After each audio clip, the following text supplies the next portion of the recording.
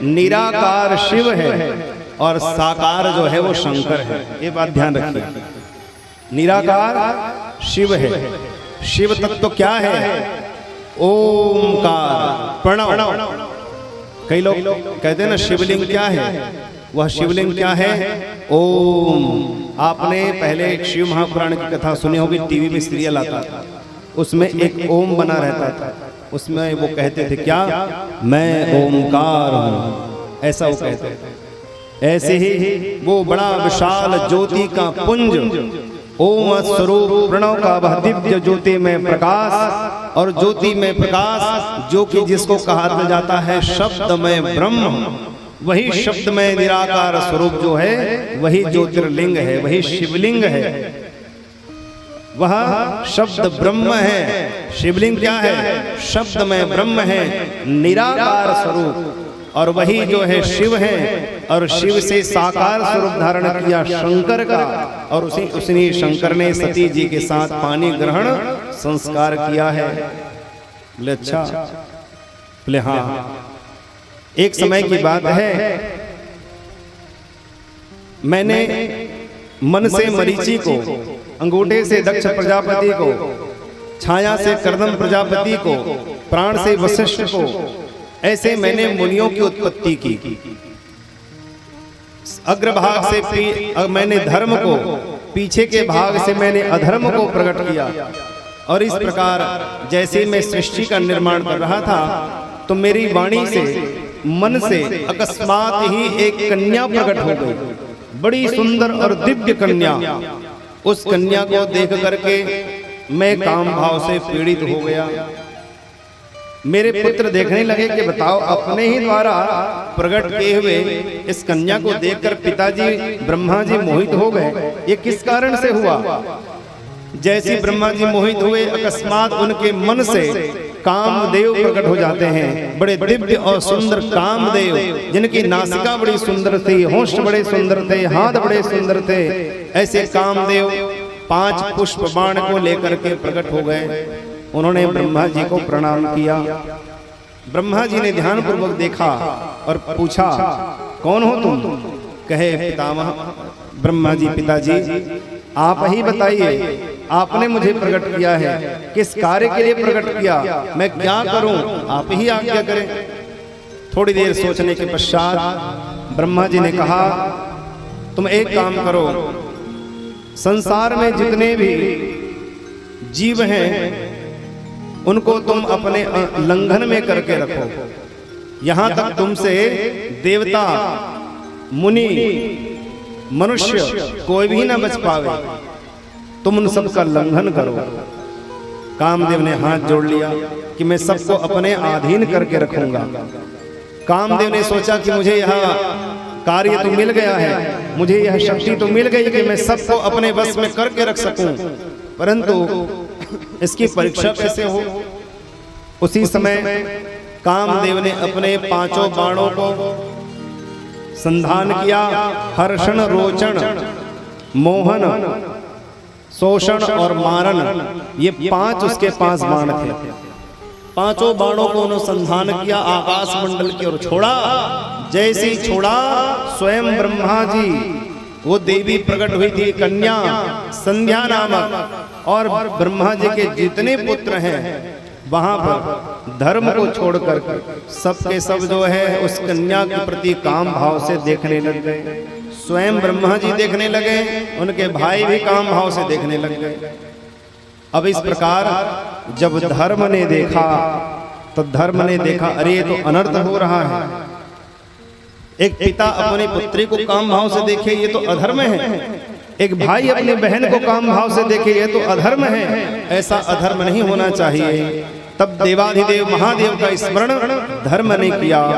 देव देव महादेव धर्मपाल नमोस्तुते, सृष्टि स्थिति विनाशानां कर्ता शंभो त्वमेव हि।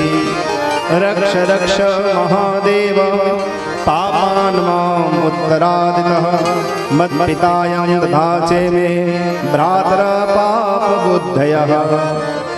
हे भोले बाबा, मेरे पिता और मेरे भाई सबके सब पाप बुद्धि के हो गए हैं, इसलिए आप उनको सही मार्ग पर लेकर के आइए।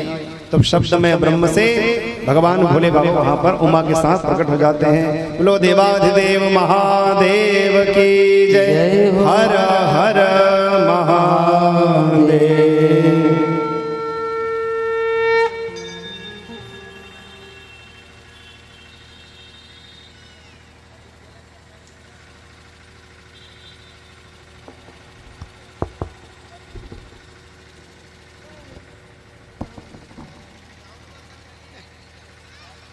अच्छा, अपना अपना सब मोबाइल जला लो।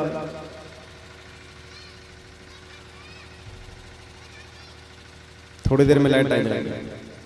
चलो ऐसी सुनो, कान तो कम से कम चालू है ना, आंखें नहीं दिख रही। बोलो हर हर महादेव। तो महाराज शब्द में ब्रह्म वहां पर प्रकट होकर के ब्रह्मा जी को फटकारने लग जाते हैं कि ब्रह्मा जी आप क्या कर रहे हो? अरे कोई संसार में क्या अपने ही पुत्री को काम भाव से देखता है? क्या अपनी बहन को कोई काम भाव से देखता है? ये अपराध आप लोग क्यों कर रहे हो? सो पर नार लीलार गोसाई, सो पर नार लीलार गोसाई, तजऊ चौथ की चंद की नाई, तजही चौथ की चंद की नाई। माता भगनी कन्या समभावा, माता भगनी कन्या समभावा, माता भगनी कन्या समभावा, माता भगनी कन्या समभावा। काम भाव मन में नहीं लावा, काम भाव मन में नहीं लावा। जहाँ सुमति तहाँ संपत्ति नाना, जहाँ सुमति तहाँ संपत्ति नाना, जहाँ सुमति तहाँ संपत्ति नाना, जहाँ सुमति तहाँ संपत्ति नाना, जहाँ सुमति तहाँ विपत्ति निदाना, जहाँ कुमति तहाँ विपत्ति निदाना। ओ जहाँ सुमति तहाँ विपत्ति निदाना, जहाँ कुमति तहाँ विपत्ति निराश। भोले बाबा ने समझाया, अपनी ही पुत्री, अपनी बहन, अपने भाई की पत्नी, किसी कन्या को देख करके कभी मन में ऐसी भाव नहीं लाना चाहिए। अगर कोई अपने से बड़ी हो उम्र में, उसको माता के समान जानना चाहिए। सम उम्र की हो तो बहन के समान जानना चाहिए, अपने से छोटी हो तो पुत्री के समान जानना चाहिए। कभी भी किसी को ऐसे भाव से नहीं देखना चाहिए, बड़ा भारी दोष लग जाता है। भगवान भोले बाबा समझा रहे हैं, कभी भी ऐसा भाव मन में नहीं लाना चाहिए। उस समय ब्रह्मा जी को जब फटकार लगाई तब ब्रह्मा जी का ध्यान टूटा और टूटते ही भगवान से क्षमा याचना करने लगे कि प्रभु मैंने कुछ नहीं किया, जो कुछ किया इस काम ने किया। भगवान ने कहा अपने आप को संभाल कर तो रखना चाहिए कम से कम। महाराज इस प्रकार भोले बाबा वहां से अंतर्धान हो गए। तब कामदेव को देख करके ब्रह्मा जी अत्यंत क्रोधित होते हैं और शाप दे दिया, भवेन्वाग्नि निर्दग्धा स्कंदर्पो धर्मनोस्ति, भविष्यति महादेवे तत्वा कर्म सुदुष्करम। अरे जाओ, तुमने मेरे साथ ही ऐसा छल किया, मुझे लक्ष्य बनाया अपनी परीक्षा के लिए। जा, तुझे मैं शाप देता हूं, तुम भगवान भोले बाबा के नेत्र से ही जल करके भस्म हो। ब्रह्मा जी ने कामदेव को शाप दे दिया तो दौड़े दौड़े आए कामदेव, प्रभु अरे क्षमा क्षमा क्षमा पिताजी, आपने क्या किया? अरे आपने मुझे क्यों इस तरह शाप दिया? अरे आपने ही तो वरदान दिया था, उसकी मैं परीक्षा ले रहा था। ब्रह्मा जी ने कहा वो बात तो ठीक है, परंतु आपने तुमने हमें लक्ष्य बनाया और हमने अपनी ही पुत्री को काम भाव से देखा। ये तुम्हारा अपराध है जो तुमने हमसे अपराध कराया। उस समय कामदेव निराश हो गए, बोले समय आने पर भोले बाबा तुम्हारे शरीर को जलाकर भस्म करेंगे, इस पाप का प्रायश्चित तुम्हारा हो जाएगा। कामदेव समय का इंतजार करने लगे। इधर जो संध्या देवी थी वह कन्या, वो भी बहुत दुखी हुई कि मैंने भी अपने पिता और भाइयों को काम भाव से देखा, उस दुरात्मक काम के कारण मेरे मन में भी ऐसा भाव आया, मेरा मन चंचल हो गया था, अब मैं इस शरीर का कैसे त्याग करूं। ये विचार करके चंद्रभागा पर्वत पर चली जाती है। वहां पर ब्रह्मा जी ने वशिष्ठ जी को रूप बदल करके भेज दिया कि जाओ, वह अपने शरीर को जलाकर भस्म करना चाहती है, जाओ जा करके उसको सही मार्ग दिखाओ। वशिष्ठ जी रूप बदल करके संध्या देवी के पास आए और कहा, देवी तुम ऐसा क्यों कर रही हो, ऐसा मत करो, शरीर बार बार नहीं मिलता। क्षिति जल पावक गगन समीरा पंच रचित यह अधम शरीर, बार बार नहीं मिलता, क्यों अपने शरीर को नष्ट करना चाहती हो। भगवान का भजन कर लो, पश्चात जो है जो करना है सो करना। उस समय वशिष्ठ जी को प्रणाम करके कन्या संध्या ने कहा कि आप ही कोई मंत्र दे दीजिए। तब वशिष्ठ जी ने संध्या को मंत्र दिया, ओम नमः शंकराय ओम। इस मंत्र के द्वारा आप भगवान भोले बाबा की तपस्या करिए, भगवान भोलेनाथ आप पर प्रसन्न हो जाएंगे। संध्या देवी ने वही तप किया और एक चतुर्योगी अर्थात 4 युगों तक उसने तपस्या की और तपस्या करके उन्होंने भगवान भोले बाबा को प्रसन्न किया।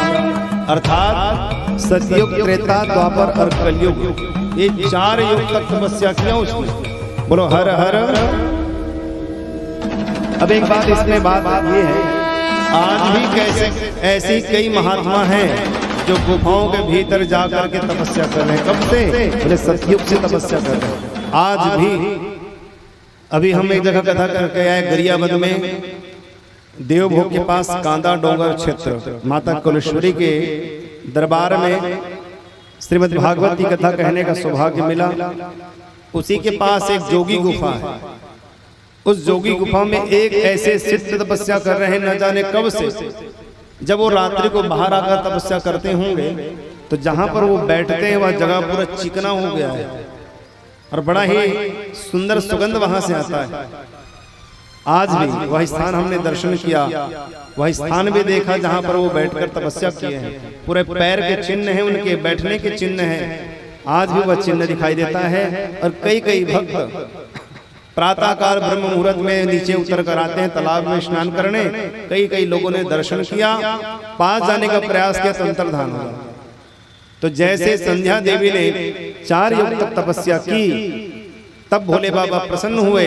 ऐसी कई महात्मा जो आज भी तपस्या कर रहे हैं, भोले बाबा प्रसन्न होकर कहते हैं, देवी बोलो क्या चाहिए, वरदान मांगो।